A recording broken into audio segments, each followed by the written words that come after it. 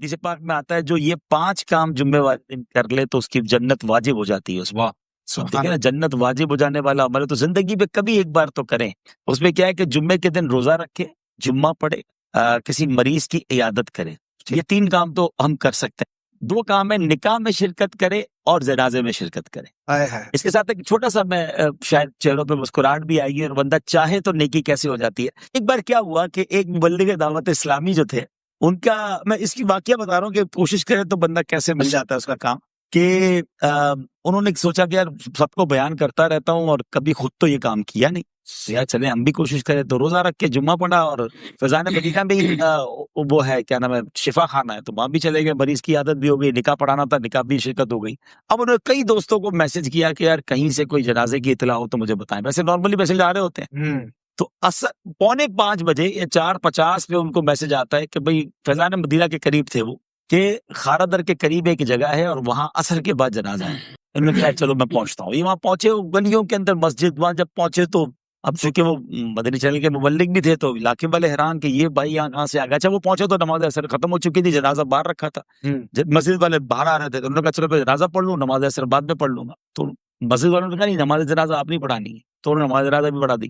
اب جو میں بات بتانا چاہ رہا ہوں کہ نیت اچھی تھی الحمدللہ ماشاء اللہ. تو ہوا کیا, جب جنازے سے فارغ ہوئے نا تو ایک نوجوان اس مبلغ دعوت اسلامی کے پاس آ کر کہتا ہے کہ آپ اس علاقے میں یا جنازہ پڑھنے کیسے آ گئے؟ کہ بس وہ کچھ اور بات ہے, آپ چھوڑیں. بولا نہیں ایسے نہیں ہے, آپ کو بھیجا گیا ہے. بولا کیوں؟ کہہ رہا یہ میری نانی کا یا پتہ نہیں پھوپھی کا بتائیے, ان کا جنازہ تھا اور یہ دن میں 15-16 گھنٹے مدنی چینل دیکھتی تھی, اور ان کی یہ وصیت تھی کہ میرا جنازہ مدنی چینل والے پڑھائیں گے. اللہ, کہ آپ کیسے آئے ہیں, کہاں سے آئے ہیں؟ تو وہ مبلغ بھی حیران, وہ بھی حیران. اب اللہ کے راز ہوتے ہیں, پتہ نہیں کس کو کہاں کیسے بھیج دیا جاتا ہے. لیکن میں یہ کہنا چاہ رہا ہوں کہ اس طرح کی, جیسے ہم صحابہ میں بھی سنتے ہیں نا کہ نیکیوں کا موقع ڈھونڈتے تھے, لیکن بہرحال اللہ پاک سب کو خیر سے رکھے. اب جنازہ کی تمنا نہیں کر رہے, لیکن جنازے آلریڈی ہوتے ہیں. جس طرح اگر ہم تلاش کرنا چاہیں خوشی ہوگی نا کہ اب جنازہ پڑھنے کی تو سب ثواب ہے نا. کچھ لوگ کہتے ہیں یار یہ 5 چیزیں کہاں پوری کریں. میں نے کہا میں یہ اناؤنس کر دیتا ہوں, جمعے کے دن جو یہ 5 کام کر لے اس کو 5 لاکھ ملیں گے. اب دیکھیں کیسے پورے نہیں ہوتے, کل رات سے بیٹھ جائیں گے یار, کہاں مریض ملے گا, کہاں نکاح ملے گا, ڈھونڈ کے رہے. مسجدوں میں اعلان شروع ہو جائیں گے کہ بھائی کہاں نکاح ہے بتا دیں, اگر جیسے کوئی جنازے کا اعلان. تو جب 5 لاکھ روپے ملے اور 5 کام کرنے کے لیے آپ تیار ہو جاتے تو یہ تو نبی پاک کا فرمان ہے کہ جنت واجب ہو جاتی. مسجد جمعہ, یہ مسجد شریف مسجد قباء سے مسجد نبوی شریف کی طرف جاتے ہوئے سیدھے ہاتھ پر آتی ہے. ہجرت مبارک کے موقع پر قباء شریف سے فارغ ہو کر آقا مدینہ صلی اللہ علیہ وسلم صحابہ کرام کے ساتھ جب مدینے کی طرف روانہ ہوئے, اور یہ جلوس مبارک جب بنی سالم کے علاقے سے گزرا تو مقامی حضرات نے کچھ دیر اپنے یہاں بھی قیام کی ریکویسٹ کی, آقا نے قبول فرما لی. نماز جمعہ کا وقت آ گیا. میرے آقا نے صحابہ کرام کے ساتھ پہلی نماز جمعہ جو با جماعت ادا کی مدینے میں, وہ وہی مقام تھا, اور جہاں نماز ادا کی گئی وہاں یہ مسجد بنا دی گئی, اور اس کا نام بھی مسجد جمعہ رکھ دیا گیا. نبی پاک علیہ السلام سے دور کا ایک غلے کے گودام کا واقعہ سنا, اور اس گوداؤں کی جو رکھوالی تھی, اس گوداؤں کی جو سیکیورٹی تھی, وہ حضرت ابو ہریرہ رضی اللہ تعالیٰ عنہ کے پاس تھی.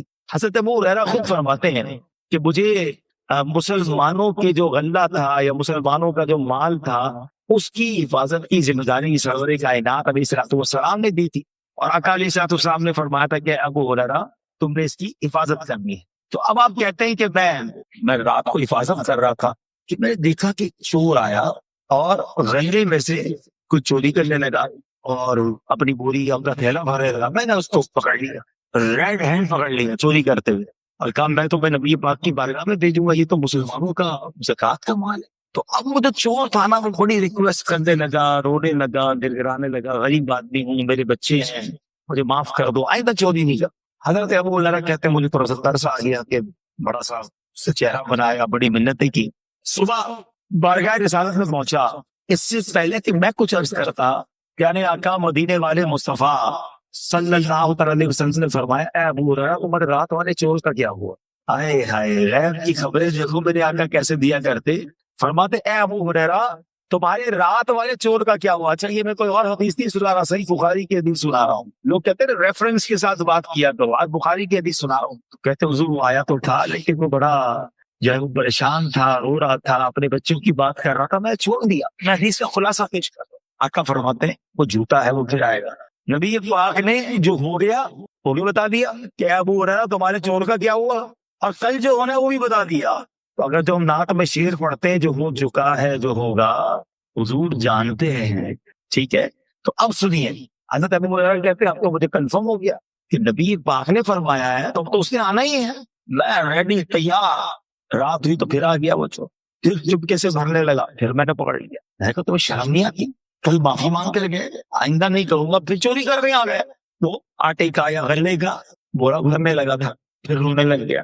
اب معاف کر دیں, بس اب کی بار معاف کر دیں, اب نہیں کروں گا, بچے چھوٹے ہیں, غریب تھا, پریشان تھا, اب نہیں کروں. پھر بارگاہ رسالت میں سے ابو ہریرہ رضی اللہ عنہ جاتے ہیں, کیا فرماتے ہیں ابو ہریرہ تمہیں رات کے چور کا کیا ہوا؟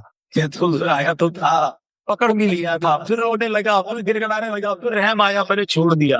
ابو ہریرہ وہ جھوٹا ہے وہ پھر آئے گا, ارے پھر آئے گا, پھر آئے گا. بس ابو ہریرہ پھر ریڈی, اب تو چھوڑوں گا نہیں. تیسری رات پھر آیا, پھر پکڑ لیا اس, کہتا چھوڑ دو کا, نہیں چھوڑوں گا. کہا اچھا ابو ہریرہ رضی اللہ تعالیٰ عنہ, میں ایسا کرتا ہوں کہ تم مجھے چھوڑ دو, میں تمہیں چند کلمات سکھا دیتا ہوں, وہ تمہیں بڑا فائدہ دیں گے. آپ نے فرمایا بتاؤ کیا ہے؟ تو کہنے لگا کہ جب تم اپنے بستر پر جایا کرو نا تو آیت الکرسی پڑھ لیا کرو, اس کی وجہ سے صبح تک اللہ کی طرف سے تم پر ایک نگران مقرر رہے گا, شیطان تمہارے قریب بھی نہیں آ سکے گا. پھر چھوڑ دیا, چلو ایک اچھی بات سکھا کے جا رہے. صبح بارگاہ رسالت میں پہنچے, پیارے آقا علیہ السلام نے فرمایا کہ اے ابو ہریرہ کیا ہوا وہ تمہارے چور کا؟ حضور آیا تھا لیکن اس بار کچھ سکھا کر نہیں, اس لیے چھوڑ دیا. فرمایا وہ کیا تھا؟ تو وہ ابو ہریرہ رضی اللہ تعالیٰ عنہ نے وہ کلمات دہرائے کہ وہ کہتا تھا حضور کے بستر پر جاؤ تو آیت الکرسی پڑھ لینا, شیطان جو ہے وہ تم پر قریب بھی نہیں آ سکے گا, حفاظت فرشتہ کرے گا. اب پیارے آقا علیہ السلام نے کیا فرمایا, کہ اے ابو ہریرہ اس نے بات سچی کہی ہے مگر وہ ہے بڑا جھوٹا, کیونکہ وہ 3 راتوں سے تمہارے پاس آنے والا شخص کوئی اور نہیں, وہ خود شیطان تھا, شیطان آ رہا تھا. اب اس واقعے سے ہمیں بہت کچھ سیکھنے کو ملتا ہے. پہلے تو پیارے آقا کی شان, سبحان اللہ, کیا رب نے علم عطا فرمایا, کیا نظر عطا فرمائی. جو ہو گیا وہ بھی بتا رہے ہیں, جو ہونے والا وہ بھی بتا رہے ہیں. پتہ نہیں لوگ کس بات کی کنفیوژن میں ہیں کہ نبی پاک علیہ السلام کو علم غیب تھا کہ نہیں. مجھے ایک بات بتائیں, کائنات میں سب سے بڑا غیب کیا ہے؟ سب سے بڑا غیب خود اللہ تعالیٰ کی ذات ہے. اللہ کو کسی نے نہیں دیکھا پوری دنیا سوائے رسول پاک علیہ السلام. ساری دنیا میں کسی نے بھی اللہ کو اپنے سر کی آنکھوں سے نہیں دیکھا. معراج کی رات رب عز و جل نے اپنے حبیب کو اپنا جلوہ دکھایا, ایسا ہی ہے نا. تو جب اللہ نے اپنا آپ ہی دکھا دیا پھر اور کیا چھپانا ہے, پھر کون سا غیب باقی بچ جاتا ہے. تو اہل سنت کا تمام عاشقان رسول کا یہ عقیدہ ہے کہ اللہ کے بتائے سے قرآن خاصہ کو یہ نہیں سمجھتا کہ نبی پاک کو اپنا علم غیب ہے, اللہ نے نہیں بتایا.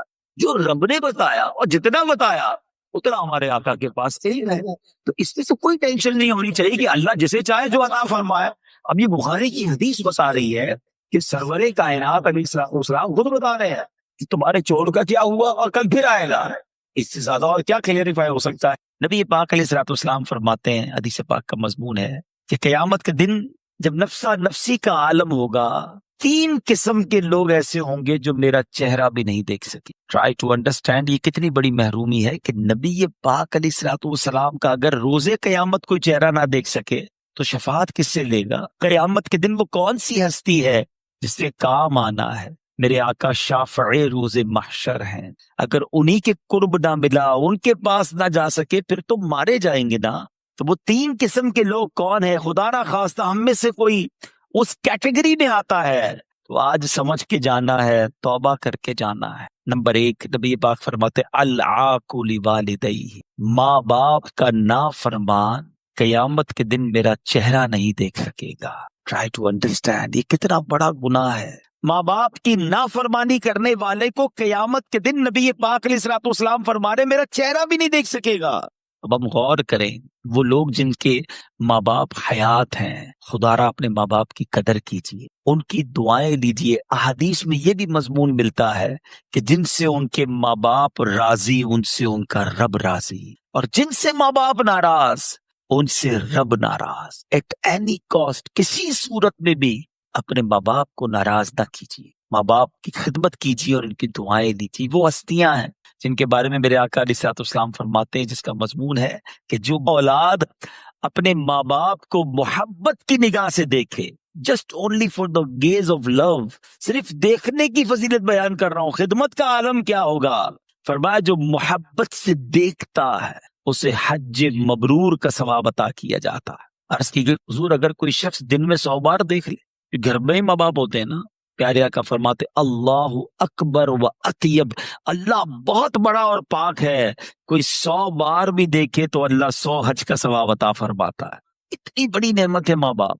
لیکن آج کا نوجوان، میری مائیں، میری بہنیں، میرے بھائی جو سن رہے ہیں مجھے، دنیا میں جہاں مجھے آپ سن رہے ہیں، ماں باپ کی قدر کر لیجیے. یقین جانے، پوچھو ان سے جن کے ماں باپ چلے گئے، آج نہیں ہیں تو نہ ان کی خدمت کر سکتے ہیں، نہ ان کا دیدار کر سکتے ہیں، نہ ان کی برکتیں لے سکتے ہیں. یہ دعاؤں کا سائبان ہے، یہ رحمتوں کا شامیانہ ہے. جس کے سر پر ہیں وہ قدر کر لیں، وہ دعائیں لے لیں، ورنہ یقین جانے بعد میں بہت یاد آتے ہیں. تو بچوں، جو ینگسٹر مجھے سن رہے ہیں، بعض اوقات جوانی کا جوش ہوتا ہے، بندہ کہتا ہے ماں باپ کے لیے ٹائم نہیں ہے. نہ کرے ایسا. اگر آپ کا مال کسی وجہ سے آپ کے ماں باپ پر خرچ ہو رہا ہے تو یہ آپ کے پیسوں کا نصیب ہے کہ اللہ نے یہ دن دکھایا، ان پر میں خرچ کر رہا ہوں جنہوں نے ساری زندگی مجھ پر خرچ کیا، ان کا ہاتھ پکڑ رہا ہوں جنہوں نے ساری زندگی ہاتھ پکڑ کر چلنا سکھایا.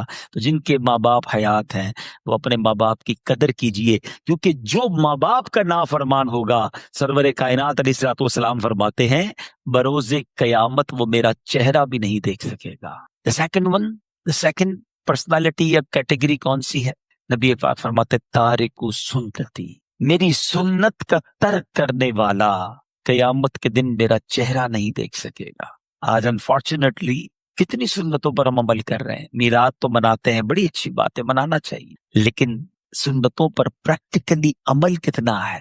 نبی پاک علیہ الصلوۃ والسلام کے فٹ اسٹیپ کو کتنا فالو کرتے ہیں؟ آج تو ہمارے کچھ الگ سے گولز بن گئے ہیں، ہماری کچھ الگ پریورٹیز ہیں، ہم تو کسی اور کو فالو کرنے لگ گئے. فلاں کا کوئی فین ہوتا ہے، فلاں کے سٹائل کو اپناتا ہے، اس کے انداز گفتگو کو اپناتا ہے، زندگی اس جیسی گزارنا چاہتا ہے.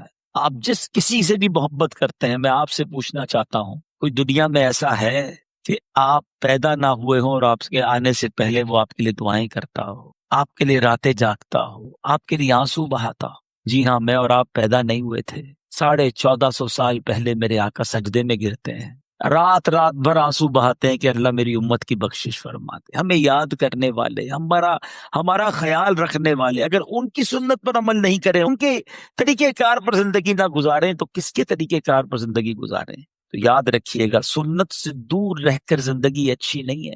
آج کل ایک عجیب فینومینا، ایک عجیب مائنڈ سیٹ لوگوں کو دیا جا رہا ہے، یار سنت ہی ہے نا، فرض تو نہیں ہے، ٹھیک ہے چھوڑ دو. نہیں جناب، سرکار علیہ الصلوۃ والسلام کے عاشق کے لیے سنت بھی بہت کچھ ہے. اور یہ سنت کدھر لے جاتی ہے؟ سنو، میرے آقا فرماتے، ایک طرف تو فرمایا کہ سنت کا ترک کرنے والا میرا چہرہ نہیں دیکھ سکے گا، اور ایک جگہ فرماتے سرور کائنات علیہ الصلوۃ والسلام، جس کا مضمون ہے جس نے میری سنت سے محبت کی اس نے مجھ سے محبت کی، اور جس نے مجھ سے محبت کی کانا معی فی الجنہ، وہ جنت میں میرے ساتھ ہوگا. It's up to you which road you want to be with that. کس روڈ پہ جانا چاہتے ہیں آپ؟ کہ آپ اس روڈ کو، اس زندگی کے طریقے پر عمل کرنا چاہتے ہیں کہ جو نبی پاک کا معاذ اللہ چہرہ بھی نہ دیکھ سکے، اس طرح کا لائف کہ جناب سنتوں سے بالکل دور، یا وہ زندگی گزارنا چاہتے ہیں کہ نبی پاک اپنے ساتھ جنت میں لے جائیں؟ اب غور کر لیجیے. تو جناب سنتوں پر عمل کیجیے. تیسرا وہ شخص جس کے بارے میں نبی پاک علیہ الصلوۃ والسلام فرماتے ہیں جو قیامت کے دن میرا چہرہ بھی نہیں دیکھ سکے گا، وہ کون ہوگا؟ پیارے آقا فرماتے ہیں جس کے سامنے میرا ذکر ہوا اور اس نے مجھ پر درود نہ پڑھا. ایک امتی ہونے کی حیثیت سے، ہے نبی پاک کا غلام ہونے کی حیثیت سے، پیارے آقا علیہ الصلوۃ والسلام کا حق ہے ہم پر کہ امتی ان پر درود پاک پڑھے.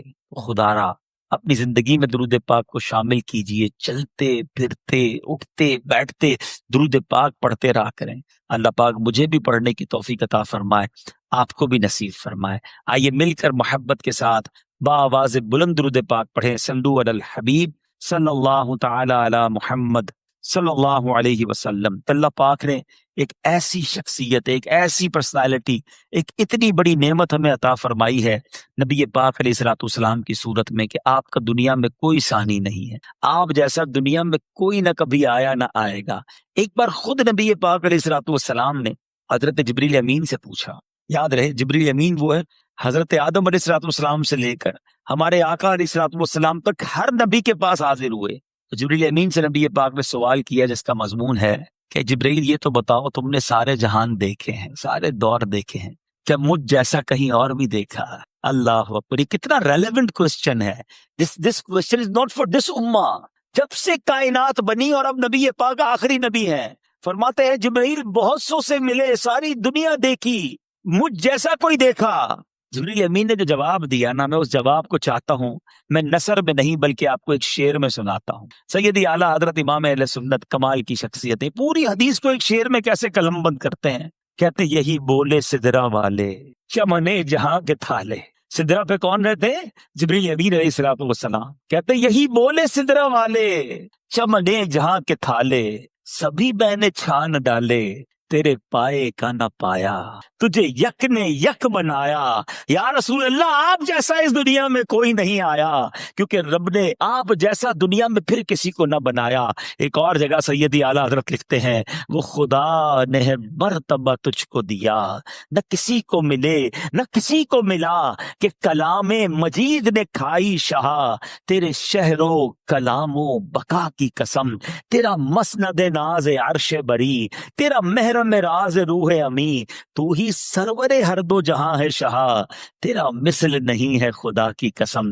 اللہ نے اپنے حبیب کو با کمال بنایا، ایسا بنایا، سبحان اللہ. ایک اور جگہ سیدی اعلیٰ حضرت لکھتے ہیں خامہ قدرت کا حسن دستکاری واہ واہ، خامہ قدرت کا حسن دستکاری واہ واہ، کیا ہی تصویر اپنے پیارے کی سواری واہ واہ. تو نبی پاک علیہ السلام کی شان ہم کیا بیان کریں. اور جب خاص طور پہ نبی پاک کے میراکلز کی بات کی جائے، معجزات مصطفیٰ صلی اللہ تعالی علیہ وسلم کی بات کی جائے، جب سنے ایمان تازہ ہو جاتا ہے. یاد رہے ہر نبی علیہ السلام کو اللہ نے معجزہ دیا، ٹھیک ہے، نبوت کے اظہار کی دلیل کے لیے معجزات عطا کیے.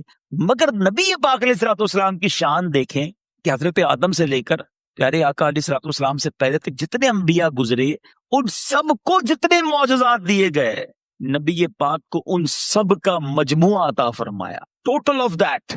اور صرف وہی نہیں بلکہ کچھ ایکسکلوسیو نبی پاک کو خاص طور پر کچھ ایسے معجزات دیے جو اس سے پہلے کسی کو نہیں دیے گئے. اللہ اکبر، اتنی شان، اتنے معجزات کہ ہم بیان کرتے جائیں تو وقت ختم ہو سکتا ہے، کئی راتیں گزر جائیں گی. لیکن ٹاپک جو میں نے چنا ہے کہ کئی راتیں چاہیے، کئی دن چاہیے، بلکہ سچی بات ہے زندگیاں ختم ہو جائیں مگر نبی پاک علیہ السلام کا چرچا، ان کی بات کمپلیٹ نہیں ہو سکتی. شاعر لکھتے ہیں نا، زندگیاں ختم ہوئی اور قلم ٹوٹ گئے، آقا تیرے اوصاف کا ایک باب بھی پورا نہ ہوا. آپ کے اوصاف کو ہم کیسے کنکلوڈ کر سکتے ہیں؟ مگر جو میں ٹاپک آج آپ کے سامنے رکھنا چاہتا ہوں، whenever we talk about the miracles of رسول اللہ صلی اللہ علیہ وسلم، حضرت عباس رضی اللہ تعالیٰ عنہ نبی پاک علیہ السلام کے چچا ہیں، یہ بعد میں ایمان لائے. ٹھیک ہے، جب یہ ایمان لائے نا تو کہتے حضور ایمان تو ابھی لایا ہوں، مگر آپ کی طرف سے مجھے خاموش اسلام کی دعوت پہلے ہی مل گئی تھی، میں انسپریشن تو میں نے آپ سے پہلے ہی حاصل کر لی تھی. جب آپ جھولے میں تھے یا رسول اللہ صلی اللہ تعالیٰ علیہ وسلم، میں آپ کو دیکھتا تھا، آپ جس طرف انگلی اٹھاتے تھے چاند اس طرف جاتا تھا، آپ جدھر اشارہ کرتے تھے چاند اس طرف جاتا تھا. میں نے جھولے میں آپ کا یہ کمال دیکھ لیا تھا، ایمان تو بعد میں لایا. اللہ اکبر. نبی پاک علیہ السلام سے ان کے چچا کہہ رہے ہیں. اب چھوٹا سا باریک سا نقطہ پیش کر رہا ہوں، بہت سارے لوگ یہاں بیٹھے ہیں، ہمارے بزرگ جب ہمیں ملتے ہیں تو ہمیں کہتے ہیں بچپن میں تم یہ کرتے تھے. ہم کہتے ہیں اچھا بھائی کرتے ہوں گے، ہمیں تو یاد نہیں، ہم تو چھوٹے تھے، بچپن کی باتیں ہمیں تو نہیں پتا ہوتی، ہمارے بزرگ ہمیں بتا رہے ہوتے ہیں. مگر نبی پاک نے یہ نہ کہا کہ چچا جان مجھے نہیں معلوم کہ جھولے میں کیا ہوتا تھا. آقا فرماتے ہیں جی چچا جان، میں جس طرف اشارہ کرتا تھا چاند اس طرف جاتا تھا، میں چاند سے باتیں کرتا تھا، چاند مجھ سے باتیں کرتا تھا، اور چاند اللہ کی بارگاہ میں جو تسبیح کرتا تھا، اے چچا میں اس تسبیح کو بھی سنا کرتا تھا. اللہ اکبر. میرے آقا وہ ہیں جو ابھی پنگوڑے میں ہیں، ابھی جھولے میں ہیں، اور سماعت کا عالم یہ ہے کہ چاند کی تسبیح کی آواز سن رہے ہیں. پاور کا عالم یہ ہے کہ جدھر اشارہ فرما رہے ہیں ادھر کو چاند جا رہا ہے. پھر کیوں نہ بریلی کے تاجدار لکھیں کہ چاند جھک جاتا جدھر اگلی اٹھاتے مہد میں کیا ہی چلتا تھا اشاروں پر کھلونا نور کا. تو there are so many miracles. مگر ایک کمال کی بات آج میں بتاؤں. علماء کہتے ہیں کہ نبی پاک علیہ السلام کے جتنے معجزات ہیں نا, no doubt there are so beautiful, مگر جو کیلیبر ہے, جو نبی پاک کا سٹیٹس ہے, اس کے مطابق تو یہ نارمل سی باتیں ہیں. نبی پاک کا جو مقام ہے نا, اس کے مطابق صرف 2 ہی معجزات ہیں. ہے نا کمال کی بات؟ چاند کے 2 ٹکڑے کرنا, سورج کو واپس پلٹانا, کنکریوں کا کلمہ پڑھنا, نبی پاک کے لیے درخت آ کر سجدہ کرتے, جانور گفتگو کرتے. یہ ساری باتیں نارمل ہیں. پیارے آقا کا جو مقام ہے یہ سب اٹ از نارمل فار ہم. اسپیشل 2 ہی معجزات ہیں جو نبی پاک کے کیلیبر اور آپ کے سٹیٹس کے مطابق ہیں. وہ کون سے ہیں؟ علماء کہتے ہیں ایک ہے معراج کا معجزہ, جب اللہ کے حبیب علیہ الصلوۃ والسلام کو رب نے اپنے پاس بلایا, اپنا دیدار کروایا. یاد رہے کائنات میں کوئی اور نہیں ہے جس نے اللہ کو اپنی آنکھوں سے دیکھا ہو, جاگتی آنکھوں سے دیکھا ہو, کلام اس طرح کیا ہو اور دیدار بھی کیا ہو. صرف نبی پاک علیہ الصلوۃ والسلام کو یہ مرتبہ اور یہ شان عطا کی گئی. اور ایک چلیں چھوٹا سا مسکنسیپشن بھی ساتھ ساتھ دور کر دوں. بڑی ڈیبیٹ ہوتی ہے کہ نبی پاک کے پاس علم غیب تھا کہ نہیں. یاد رہے یہ متفقہ اصول ہے کہ اللہ تبارک و تعالی اس کائنات کا سب سے بڑا غیب ہے, کیونکہ اس کو اس سے پہلے کسی اور نے نہیں دیکھا. تو جب رب عز و جل نے اپنا آپ ہی اپنے حبیب سے نہ چھپایا تو پھر اور کیا چھپانا ہے. سیدی اعلیٰ حضرت لکھتے ہیں اور کوئی غیب کیا تم سے نہا ہو بھلا, آقا جب نہ خدا ہی چھپا تم پہ کروڑوں درود. تو رب نے اپنے حبیب کو سب عطا فرمایا. تو بہرحال ایک ہے معراج. اچھا, اب تک میں نے جتنے معجزات بیان کیے ہیں وہ معجزات ہم نے دیکھے نہیں ہیں, ہم آئی وٹنس نہیں ہیں اس کے. سنتے ہیں تو ایمان تازہ ہو رہا ہے. میں دیکھ رہا ہوں چہروں پر ایک خوشی کا سما ہے, کیونکہ نبی پاک سے جس کو محبت ہوگی نا, وہ جب بھی پیارے آقا کا کمال سنے گا تو اس کا حوصلہ بڑھے گا, انتھوزیزم بڑھے گا, انرجی بڑھے گی.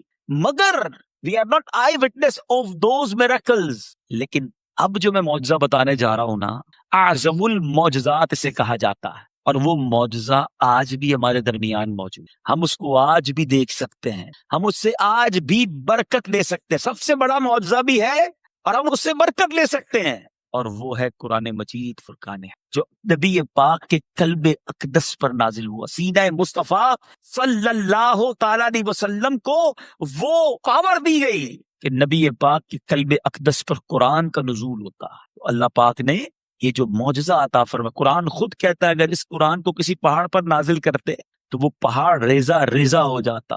سوچئے قلب مصطفیٰ کی طاقت کا عالم کیا ہوگا. صلی اللہ تعالی علیہ وسلم جب وہی نازل ہوتی تھی نا, تو نبی پاک علیہ الصلوۃ والسلام کے چہرے پر پسینے کے آثار آتے تھے, ایک کیفیت بن جاتی تھی. صحابہ ریئلائز کر لیتے کہ جبریل امین آئے ہوئے ہیں اور قرآن کی وحی کا سلسلہ جاری ہے. سورہ مائدہ کی تفسیر میں لکھا کہ جب سورہ مائدہ کا نزول ہوا نا تو اتنا بوجھ اس وحی کا تھا کہ نبی پاک ایک اونٹنی پر سوار تھے, وہ اونٹنی زمین سے لگ گئی کیونکہ اس بوجھ کو وہ بھی نہ اٹھا سکی. مگر قلب مصطفیٰ صلی اللہ تعالی علیہ وسلم کو اللہ نے یہ برکت عطا فرمائی. تو بہرحال قرآن آج بھی ہمارے ساتھ ہے. یہ معجزہ تو ہم دیکھ سکتے ہیں نا, اس کی برکتیں تو لوٹ سکتے ہیں, اس کو تو انڈرسٹینڈ کر سکتے ہیں, مگر انفارچونیٹلی آج بہت بڑی تعداد قرآن نہیں پڑھتی ہے, نہ قرآن ریئلائز کرتے ہیں, نہ قرآن انڈرسٹینڈ کرتے ہیں. خدا را ایسا نہ کریں. قرآن کے بغیر زندگی اچھی نہیں ہے. آج بہت سارے جتنے بیٹھے ہیں, بھائی بیٹھے ہیں, میری بہنیں پردے میں بیٹھی ہیں, سب کے پاس موبائل فون ہوتا ہے, اور ہمارے موبائل میں ڈفرینٹ سافٹ ویئرز ہوتے ہیں. ٹھیک ہے, and sometime we open softwares daily so many times, 40 bar 50 bar 100 bar mobile میں سافٹ ویئر کھول رہے ہوتے ہیں. اگر آپ سے میں پوچھوں کہ بتائیں لاسٹ قرآن کب اوپن کیا تھا, شاید بہت سو کے پاس یہ جواب ہوگا کہ لاسٹ رمضان میں قرآن پڑھا تھا. اچھا, اب کب قرآن اوپن کریں گے؟ نیکسٹ رمضان. سال میں ایک بار قرآن. اچھا, قرآن کا استعمال ہے ہمارا بڑا زبردست ہے. وہ کیا ہے, جب نئی کا کاروبار کھولنا ہے, نئی دکان لینی ہے, نئی فیکٹری لگانی, قرآن خوانی کرنی ہے, ادھر ایک نیا قرآن خرید کر ادھر برکت کے لیے رکھنا ہے. جیسے ہی نیا گھر بنے گا اس میں قرآن خوانی ہوگی, قرآن رکھ دیں گے. That's it. قرآن اس لیے ہے, اس میں کیا پیغام ہے, کیا میسج ہے, ہمارے لیے کیا لرننگ ہے, وہ کون پڑھے گا, کون سیکھے گا. ایسا نہ کریں. اے نبی پاک سے محبت کرنے والوں, میں آپ کو آپ کے آقا علیہ الصلوۃ والسلام کے سب سے بڑے معجزے قرآن کی دعوت دینے آئے کہ قرآن سے دوستی کر لیں. اچھا ایک اور بات بتاؤں, یہ جو موبائل فون یوز کرنے والے ہیں, جب اور آپ قبر میں جائیں گے نا, ہمارے سارے سافٹ ویئر آف لائن ہو جائیں گے, اور لوگ دیکھیں گے کہ یار 3 دن ہو گئے آن لائن نہیں ہوا ہے, 4 دن ہو گئے آن لائن نہیں ہوا ہے, 6 مہینے ہو گئے آن لائن نہیں ہوا ہے. میں آپ کو اپنی زندگی کا ایک واقعہ سناتا ہوں, پھر بات زیادہ سمجھ آئے گی. ایک بار میرے پاس اس بندے کی امانت تھی, ایک فائل میرے پاس رہ گئی تھی, پرانی فائلیں چیک کر رہا تھا, وہ فائل نکل آئی. ارے میں نے کہا تو ان کی فائل ہے. تو میں نے نمبر پہ فون کیا, 5 10 7 8 سال ہو گئے تھے, رابطہ نہیں ہوا, فون نہیں اٹھے, سارے فون بند, دونوں نمبر تھے دونوں بند. میں نے کہا یار کیسے ڈھونڈوں ان کو. میں نے کہا کوئی بندہ ایسا ہوتا نہیں جو فیس بک پہ نہ ہو. میں گیا فیس بک پہ, ان کا نام ڈالا تو فیس بک پہ آ گئے. چیک کرتا گیا تو 1 سال ہو گیا تھا, اس نے کوئی نئی پوسٹ نہیں لگائی تھی, لاسٹ 1 ایئر سے ایکٹیویٹی نہیں تھی. میں نے کہا ایسا ہوتا نہیں ہے, کچھ نہ کچھ تو چل ہی رہا ہوتا ہے. میں اباؤٹ میں گیا, ان کے بیٹے کا مجھے پروفائل مل گیا. میں نے ان کے بیٹے کے پروفائل پہ کلک کیا, میں پیچھے جاتا رہا, ان کے بیٹے کا نمبر مل گیا. میں نے ان کو فون کیا, میں نے کہا فلاں کے بیٹے کیا کہا, ہاں. میں نے کہا والد صاحب سے بات کرائیں. کہ ابو کا 1 سال پہلے انتقال ہو. جب سے وہ آف لائن ہو گیا ہے, یہ بات میں بیانات میں کرتا تھا, اب میری آنکھوں کے سامنے آ گیا کہ وین ایور وی ڈائی, ہمارے سارے سافٹ ویئر آف لائن ہو جائیں. پیپل وانٹ ٹو سرچ کریں گے ہمیں کدھر گیا, کئی دن ہو گئے آن لائن نہیں ہوا, تو پھر اطلاع آئے گی کہ وہ قبر میں چلا گیا. جب ہم قبر میں جائیں گے نا تو کوئی سافٹ ویئر آن لائن نہیں ہو. اگر میں آپ کو بتاؤں, قرآن قبر میں بھی آن لائن ہو. حدیث پاک کا مضمون ہے, قرآن قبر میں شفاعت کرے گا, نور کا کام دے گا. خوش نصیب ہوں گے جو اتنا قرآن سے محبت کرنے والے, واقعات ملتے ہیں کہ وہ قبر میں جا کر بھی تلاوت کرتے ہیں. اللہ ایسی قرآن سے محبت دے. مگر پرابلم یہ ہے, سب سافٹ ویئر آن ہے, قرآن آف لائن ہے. قرآن آن لائن, قرآن کے ساتھ زندگی گزارو. یہ میرے رب کا کلام اور نبی پاک کا معجزہ ہے. مجھے بتائیے قرآن میسج کس کا ہے, ذرا جواب دیجئے, زور سے جواب دیتے. اللہ کا ہی نام لے رہے ہو نا, اس میں کیا شرمانا, کس کا میسج ہے, اللہ کا میسج ہے نا. آپ پڑھے لکھے لوگ ہیں, کاروباری لوگ ہیں, آپ کی زندگی میں میسجز کی بڑی پریورٹی ہوتی ہے. بزنس مین کا, آپ کے کسٹمر کا میسج آ جائے, آپ فوراً رپلائی دیتے ہیں. کچھ لوگوں نے باکس پریورٹی ای میل رکھی ہوتی ہے کہ اس کی میل فوراً رپلائی جانی چاہیے, اس کا جواب فوراً جانا چاہیے. فیملی کا گروپ الگ ہوتا ہے, ان کو جلدی جواب جانا چاہیے. ان نون نمبرز بعد میں دیکھوں گا, پریورٹی نمبرز پہلے. لائف ہم نے اس طرح اپنی جس کو کہ ڈسٹریبیوٹ کیا ہوا ہے. ساری دنیا کے میسجز دینے کا جواب کا ٹائم ہے, اللہ کا پیغام پڑھنے کا ہی ٹائم نہیں. قرآن اللہ کا پیغام میرے اور آپ کے لیے ہے. یو نو واٹ ایور اللہ تبارک و تعالیٰ سیڈ اس ان قرآن, ہمیں معلوم ہے. آپ کو معلوم ہے قرآن میں اپروکسیمیٹلی 88 یا 89 ٹائمز اللہ سبحانہ و تعالیٰ نے ڈائریکٹلی مجھ سے اور آپ سے بات کی ہے. یا ایھا الذین آمنو کہہ کر, اے ایمان والو, او یو بلیورز. کون ہے ایمان والے, ہم ہیں نا. آپ سے اور مجھ سے بات کی ہے. ٹھیک ہے قرآن پاک کا پورا 30 پارہ سارے رکوع پڑھنا سمجھنا ضروری تھا, مگر ایٹ لیسٹ یہ کہ 80-90 آیتیں نہیں پڑھ سکتے تھے کہ جناب اس کا ترجمہ پڑھتا, تفسیر پڑھتا, کسی عالم دین سے رجوع کرتا کہ مجھے بتائیے تو صحیح, میں مسلمان ہوں, 40 سال کا ہو گیا, 50 سال کا ہو گیا, اللہ نے قرآن میں مجھ سے بات کیا کی ہے. Nobody want to know this. میں یورپ گیا, میں نے وہاں جا کے ان کو سمجھایا. میں نے کہا آپ اسپین میں بیٹھے ہیں, آپ کے گھر پر ایک لیٹر آتا ہے اسپینش زبان میں, کیا کرتے ہو, سائٹ پہ رکھ دیتے ہو؟ کہتے نہیں. کیا کرتے, کسی دوست کو بھیجتے, بتاؤ تو کیا لکھا ہے, کوئی ضروری بات نہ ہو. اگر کوئی ایسی چیز ہمارے پاس آ جائے جس کو انڈرسٹینڈ نہیں کر سکتے, کسی سمجھدار آدمی کو دیتے ہیں اور بتائیں کوئی نوٹس تو نہیں, کوئی لیگل معاملہ تو نہیں, آپ فوری کیوریوسٹی میں مبتلا ہو جاتے ہیں تاکہ یہ میسج مس نہ ہو جائے.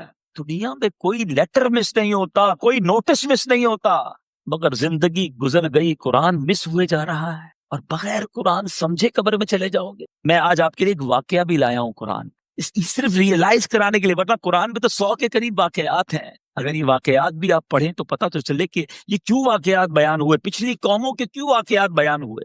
اللہ پاک نے یہاں کئی ایسے لوگ ہیں جن کو بہت نوازا ہے. میں آپ کو آئیے دنیا کے امیر ترین آدمی کا واقعہ وہ بھی قرآن سے سناتا ہوں. The richest man in the universe. یہ کون تھا, اس کے پاس کتنا مال تھا؟ یہ قارون تھا. قارون کے بارے میں آتا ہے کہ یہ حضرت موسیٰ علیہ السلام کا چچا کا بیٹا تھا, فرسٹ کزن تھا حضرت موسیٰ علیہ السلام کا. بڑا نورانی چہرہ بھی تھا اس کا, اور یہ اس زمانے میں تورات کا بہت بڑا عالم بھی تھا. یعنی دنیا بھی ہر وہ چیز تھی جس میں لوگ ترقی کرتے ہیں. مالدار بھی تھا, حسین بھی تھا, فیملی بھی بڑی اچھی تھی, حضرت موسیٰ کا کزن تھا علیہ السلام, اور عالم بھی تھا, علم بھی رکھتا تھا, جاہل نہیں تھا. لوگ اس کا بڑا ادب و احترام بھی کرتے تھے. پھر اس کو زوال کیسے آیا؟ پھر سب کولیپس کیسے ہو گیا، پھر وہ تباہ و برباد اور اللہ کی بارگاہ سے مردود کیسے ہو گیا؟ ذرا ٹرائی ٹو انڈرسٹینڈ. یا بڑی فیملی والے بھی موجود ہیں، مالدار بھی موجود ہے، گڈ لکنگ بھی موجود ہے، لوگوں میں عزت بھی ہے میری اور آپ کی. میں آپ کو اپنے ساتھ شامل رکھ کے بات کر رہا ہوں. سب کچھ اللہ نے دیا ہے. اس کا مطلب یہ نہیں ہے کہ سب کچھ رہے گا بھی آخر تک. ایسی گڑبڑ، ایسی غلطی، ایسی مسٹیک نہ ہو جائے کہ یہ سب جب چاہے میرا رب واپس لے سکتا ہے. وَتُعِزُّ مَن تَشَاءُ وَتُذِلُّ مَن تَشَاءُ بِيَدِكَ الْخَيْرُ. وہ خالق ہے، وہ مالک ہے. کیا ہوا تھا؟ حضرت موسیٰ علیہ السلام کے چچا یسر کا بیٹا تھا، اور اس کو لوگ منور کہتے تھے. اتنا چہرہ خوبصورت تھا کہ اس کو منور کہتے تھے. اس کے پاس بہت مال آ گیا، اتنا مال آ گیا، اتنا مال آ گیا کہ اس کے خزانے ایسے ہوتے تھے کہ اس کی خزانوں کی جو چابیاں تھی نا، وہ اونٹوں پر لاد کر 40 اونٹ چلا کرتے تھے، صرف چابیاں. ٹرائی ٹو انڈرسٹینڈ خزانہ کتنا ہوگا. حضرت موسیٰ علیہ السلام نے اس کو زکوٰۃ کا حکم دی کہ تم اللہ کی بارگاہ میں زکوٰۃ دو اور خرچ کرو اللہ کی. اچھا، اس زمانے میں زکوٰۃ جو ہے نا وہ 1000 پر ایک تھی. آج تو 100 پہ 2.5 ہے نا. 1000 پہ ایک تو بڑا آسان تھا. یہ دیکھا جائے تو اس نے پہلے تو وعدہ کر لیا، بعد میں گھر جا کے کیلکولیٹ کیا تو اس کو خیال آیا کہ یہ تو بہت بن جائیں گی. پیسے ہی اتنے تھے. آج کے زمانے کے اگر $1 ٹریلین ہوں تو وہ بڑے، اس کی زکوٰۃ بھی بڑی بنتی ہے. تو اس نے حساب کیا کہ یہ تو بہت بن جائیں گے. اب شیطان نے اس پر حملہ کیا، کہتا زکوٰۃ تو نہیں دینی. اب اس نے لوگوں میں بات یہ پھیلائی کہ حضرت موسیٰ علیہ السلام تمہارے مال پہ قبضہ کرنا چاہتے ہیں. حضرت موسیٰ علیہ السلام کے خلاف کمپیننگ شروع کر دی. اور اس بدبخت نے کیا کیا کہ ایک عورت کو انگیج کیا، ہائر کیا، اور اس نے کہا کہ تم جا کے حضرت موسیٰ علیہ السلام پر بھرے مجمع میں الزام لگا دینا. یہ میں قرآنی واقعہ سنا رہا ہوں آپ کو، انٹرسٹنگ بھی ہے اور عبرتناک بھی ہے. اور یہ سارا واقعہ سنانے کے پیچھے ایک مقصد یہ بھی ہے کہ ریئلائز ہو کہ قرآن میں کیا کیا موجود ہے. پڑھیں گے تو پتہ چلے گا نا.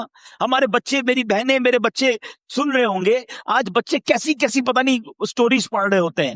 کتنا اچھا ہو کہ گھر میں سب مائیں، بہنیں، باپ، بچہ بیٹھ کر کہے کہ چلو آج قرآن کی کہانی سناتا ہوں. اسٹوریز آف قرآن پڑھے نا، انڈرسٹینڈ کرے اس سے. چلے جناب، اس عورت نے بھرے مجمع میں حضرت موسیٰ علیہ السلام پر برے کام کا الزام لگا دیا. حضرت موسیٰ علیہ السلام، اللہ اکبر، جب آپ نے یہ الزام سنا تو آپ جلال میں آ گئے اور آپ نے کہا کہ اس عورت کو لاؤ. جب وہ عورت لائی گئی تو آپ نے فرمایا اے عورت، تجھے اس اللہ کی قسم جس نے بنی اسرائیل کے لیے دریا کو پھاڑ دیا تھا اور عافیت کے ساتھ سلامتی سے نکال کر فرعون کو غرق کر دیا، سچ سچ کہہ دے واقعہ کیا ہے. حضرت موسیٰ علیہ السلام کا یہ جلال نبوت دیکھا، وہ عورت سہم گئی اور کانپ کر کہنے لگی کہ حضور، یہ قارون نے مجھے کثیر دولت کا لالچ دے کر آپ کے خلاف گواہی دینے کے لیے بھیجا. اللہ اکبر. آپ نے پہلے تو سجدہ شکر کیا ہے، اللہ پاک کی بارگاہ میں شکر ادا کیا، اور اب آپ نے دعا مانگی کہ اے اللہ، اب قارون پر اپنا قہر نازل فرما. اللہ کے نبی سے اس نے جنگ کی نا، اب آپ نے دعا فرمائی کہ اے اللہ اس پر قہر نازل فرما. اب مجمع میں سے کہا کہ جو بھی قارون کا ساتھی ہے وہ اس سے الگ ہو جائے، کیونکہ اب عذاب آنے والا ہے. اس بدبخت کے 2 ساتھی تھے جو اس وقت بھی جدا نہیں ہوئے. حضرت موسیٰ علیہ السلام نے زمین کو حکم دیا کہ اے زمین پکڑ لے اس کو. تو اب قارون جو ہے گھٹنوں تک زمین میں دھس گیا. آپ نے دوبارہ زمین سے فرمایا پکڑ لے اس کو. اب وہ کمر تک دھس گیا. اب قارون بلبلانے لگا، رونے لگا، معافیا مانگنے لگا، میں آپ کا رشتہ دار، مجھے معاف کر دیجئے. اور وہ جو لوگ تھے نا، وہ جو اس کے ساتھی تھے، وہ کہتے ہیں اس لیے دسا رہے ہیں حضرت موسیٰ علیہ السلام کیونکہ اس کا خزانہ آپ رکھ لیں گے. اللہ اکبر. اللہ کے نبی کو کیا ضرورت ہے خزانے کی؟ آپ نے حکم دیا اور یہ خزانہ جو ہے وہ بھی زمین میں اس کے ساتھ غرق ہو گئے. اور روایتوں کا مضمون ہے کہ یہ قیامت تک دونوں دھستے رہیں، قارون بھی اور اس کا خزانہ بھی. یہ واقعہ سورہ قصص کے اندر تفصیل کے ساتھ یہ موجود ہے. میرے میٹھے اسلامی بھائی، اب بتائیے، یہ واقعہ قرآن کا واقعہ ہے، اسٹوری آف قرآن ہے. کیا میسج ہے اس میں؟ کہ مال بہت زیادہ مل جانا کمال نہیں ہے. اس مال کا حق ادا کرنا، اللہ کی بارگاہ میں جو مجھ پر اور آپ پر لازم قرار دیا. یا ان لوگوں کے لیے بھی درس ہے کہ جو زکوٰۃ تو دیتے ہیں مگر زکوٰۃ کو بھی بوجھ سمجھ رہے ہوتے ہیں. او ہو جناب، بہت پیسے دینے پڑیں گے، 2-2.5 کروڑ روپے زکوٰۃ بنتی ہے میری، تو کیسے نکالوں؟ رمضان آ گیا. اللہ کے بندے، اللہ نے 100 کروڑ دیے تو 2.5 کروڑ بنی ہے نا. اس کا شکر ادا کرو. جس کو رب نے دیا، زکوٰۃ دینے میں پرابلم ہے لوگوں کو، نہیں کریں ایسا، ورنہ یہ مال کسی کام کا نہیں، عذاب بن جائے گا. یہ قارون کا خزانہ یہ بتاتا ہے کہ خزانہ بہت بڑا ہو لیکن وہ عذاب بھی ساتھ لے آتا ہے اگر اس کا حق ادا نہ کیا جائے. اور دوسری بات اس بات سے یہ سیکھنے کو ملی کہ کبھی بھی تکبر نہیں کرنا ہے، پراؤڈ نہ کریں. اللہ نے اگر کچھ بنا دیا ہے نا، کوئی موقع مل گیا ہے، کوئی مقام مل گیا ہے، تو یہ دیکھیں نا کیا نہیں تھا اس کے پاس، فیملی بھی تھی، خوبصورتی بھی تھی، پیسہ بھی تھا، علم بھی تھا، عزت بھی تھی. یہی تو چاہیے ہوتا ہے دنیا میں، سب کچھ تھا. لیکن جب اس نے اللہ کے نبی کی بات نہ مانی، تکبر کیا، وہ سب چلا گیا. آج قارون کا نام لیتے ہیں تو عبرت کے طور پر لیتے ہیں. ایسا نہیں مشہور ہوتا کہ بہت امیر آدمی تھا، بڑے مزے والی زندگی تھی. دھس رہا ہے اس وقت بھی میں بیان کر رہا ہوں، وہ زمین میں دھس رہا ہے. یاد رکھیے گا متکبر اللہ کو پسند نہیں آتا، اللہ کو عاجزی والا بندہ پسند آتا. زندگی میں کچھ بھی مل جائے ہمیشہ یہ یاد رکھنا، یہ رب نے دیا ہے، اور جس نے دیا ہے نا وہ جب چاہے واپس بھی لے سکتا ہے. بزرگ بیٹھے پوچھیں ان سے، ہم نے پل میں امیروں کو کنگال ہوتے دیکھا ہے، زکوٰۃ دینے والوں کو زکوٰۃ لینے والا ہوتے دیکھا. یہ کب چلی جائے پتہ نہیں نعمت، جب تک ہے شکر ادا کریں. اور قرآن میں کتنا خوبصورت وعدہ ہے، لَإِن شَكَرْتُمْ لَأَزِيدَنَّكُمْ، تم میرا شکر ادا کرو میں تمہیں اور عطا کروں. کیسا کریم ہے میرا مالک، بس شکر ریکوائرڈ ہے. تو شکر ادا کریں، تکبر نہ کریں. میں کچھ بھی نہیں ہوں، جو دیا ہے میرے رب نے دیا ہے. اور اللہ پاک مال دے تو صدقہ خیرات کریں، زکوٰۃ ادا کریں، اور غریبوں سے ملاقات، میل ملاپ رکھیں. یہ فیل نہ کریں کہ میں اب سپیریئر ہوں اور یہ غریب ہے، یہ تو نارمل آدمی ہے، میں بہتر ہوں. نہیں، یہی تو کہا تھا شیطان نے. واٹ از دا اس کا کرائم کیا تھا شیطان کا؟ کیا کہا تھا اس نے حضرت آدم علیہ السلام کو دیکھ کر؟ انا خیر من، میں اس سے بہتر ہوں. خلقتنی من نار وخلقتہ من طین، تو نے مجھے تو آگ سے بنایا، اس کو مٹی سے بنایا.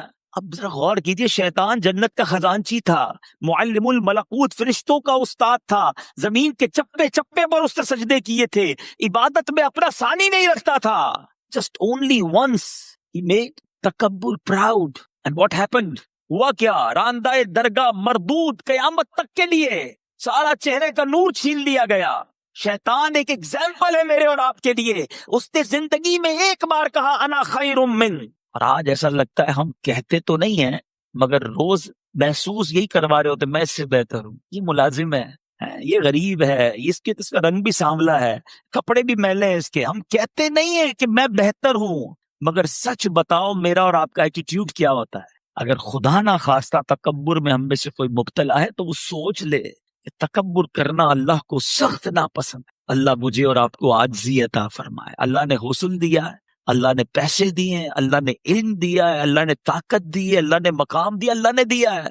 میں کچھ بھی نہیں ہوں، میری کوئی اوقات نہیں ہے. تو اپنے سے کمزور لوگوں کے ساتھ بیٹھیں، کھانا کھایا کریں، اٹھے بیٹھا کریں، اور انہیں فیل کروائیں کہ آپ اپنے آپ کو ان سے سپیریئر نہیں سمجھتے. مگر یہاں تو حال یہ کہ برابر میں بیٹھنا پسند نہیں کرتے، بٹھاتے نہیں ہیں. میرے برابر میں کیسے بیٹھ گئے؟ ادھر بیٹھو، ملازمین ادھر بیٹھے، کھڑے ہو کے بات کرو، بیٹھ کے بات نہیں کرو.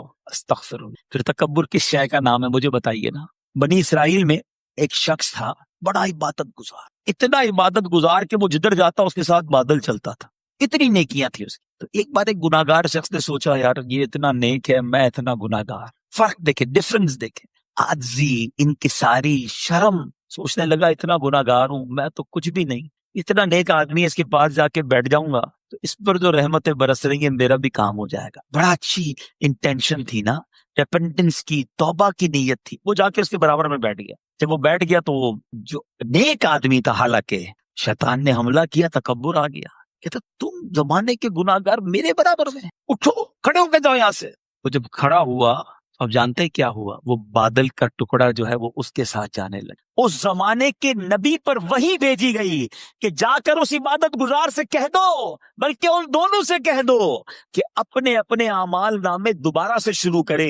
وہ گناہگار جو عاجزی کر کے گیا تھا، اپنے آپ کو کمتر اور کمزور سمجھ کر گیا تھا، اس کی عاجزی ہم نے قبول کر لی، اس کے سارے گناہ معاف کر دیے. اور اس نیکوکار سے کہہ دو جو دل میں تکبر آیا تھا، اس کی نحوست کی وجہ سے اس کے سارے نیک اعمال برباد کر دی. تو that is proud. Try to understand. قرآن کا پیغام ہے یہ کہ مال ہے تو اس کا حق ادا کرو، ورنہ کہیں یہ قارون والا خزانہ نہ بن جائے. اور عاجزی ہو، انکساری ہو.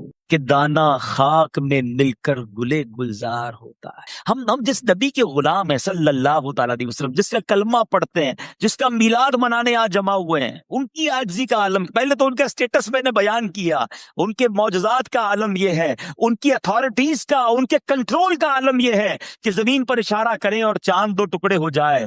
مگر حال یہ ہے کہ کبھی جو کی موٹی روٹی تو کبھی کھجور پانی، تیرا ایسا سادہ کھانا مدنی مدینے والے، ہے چٹائی کا بچھونا کبھی خاک ہی پہ سونا، کبھی ہاتھ کا سہانا، مدنی مدینے والے تیری عاجزی پہ لاکھوں، تیری سادگی پہ لاکھوں، ہو سلام عاجزانہ مدنی مدینے والے. آقا غلاموں کے ساتھ بیٹھ کر کھانا کھائیں، نبی پاک اپنی سواری پر پیچھے اپنے غلام کو بٹھا لیں، اور ہم کسی سے ہاتھ ملانا پسند نہ کریں. کیسی غلامی ہے بتاؤ نا. میری اور آپ کی اوقات ہے نبی پاک علیہ الصلوۃ والسلام کے سامنے؟ ہم کس بات کا تکبر کریں؟ ہم کیسے اپنے آپ کو کچھ سمجھنے لگ جائیں؟ خدا را شیطان کے اس وار کو سمجھو. وہ حدیث ہمیشہ یاد رکھنا جس کا مضمون ہے کہ جس کے دل میں رائی کے دانے کے برابر تکبر ہوگا وہ جنت میں نہیں جائے گا. کرنا ہے کر لو تکبر، پراؤڈ کر لو، جنت میں نہیں داخلہ ملے گا. ہمبل رہیں، پولائٹ رہیں، ڈاؤن ٹو ارتھ رہیں. یہ پاک علیہ الصلوۃ والسلام کی بارگاہ میں ایک غلام آیا، کہتا حضور میرے گھر پہ آئیں گے، اس میں پرانی چربی ہے اور چند کھجور ہے. مینیو بھی بتایا. آقا وہ ہے کہ جب آسمانوں پر جائیں تو فرشتے آسمان سجائیں، مقام یہ ہے. اور غلام کہتا حضور گھر پہ آ جائیں، پرانی چربی چند کھجوریں ہیں. اللہ کے حبیب علیہ الصلوۃ والسلام اس کے گھر بھی تشریف لے گئے. یہ ہے میرے آقا کی سیرت. زندگی ایسی گزارو کہ لوگوں کے دلوں میں جیو، غریبوں میں پیار بانٹو. آپ کو میں ایک مشورہ دیا کرتا ہوں، آپ کو دیتا ہوں، اللہ کرے آپ میں سے کوئی بھی عمل کرے گا مجھے ثواب ملے گا. کبھی کبھی آپ مسجد جاتے ہوں گے نا تو آپ کو ایک آدھا کوئی ایسا معذور دکھتا ہوگا جس کے ہاتھ پیر بھی بازو کا ٹیڑھے ہوتے ہیں، چلنے میں بھی مشکل ہو رہی ہوتی ہے، آواز بھی وہ عجیب غریب نکالتا ہے کیونکہ اس کی زبان ٹھیک نہیں ہوتی.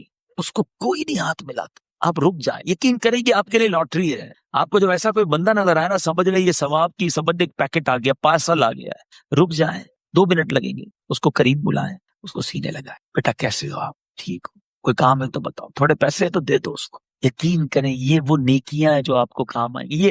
یہ سارے وہ اعمال بتا رہا ہوں جو تکبر کو ختم کرنے والے ہیں. آپ کے دل سے آپ فیل کریں گے کہ تکبر ختم ہو رہا ہے اور عاجزی آ رہی ہے، ہمبلنس آ رہی ہے. زندگی بہت تھوڑی ہے میٹھے اسلامی بھائیوں. ہم مسلمان ہیں. تکبر پال کے بیٹھے تو مارے جائیں گے، لالچ پال کے بیٹھے تو مارے جائیں گے. یہ دل کی وہ بیماریاں ہیں جس کو ڈائگنوز کر کے اس کا علاج کرنا بہت ضروری ہے. ورنہ آج کولیسٹرول کا علاج بھی کر رہے ہیں، بلڈ پریشر کی بھی فکر کر رہے ہیں، واکنگ بھی کر رہے ہیں، جم بھی جا رہے ہیں. وائے یار دل صحت مند ہونا چاہیے. بھائی آپ کا دل بڑا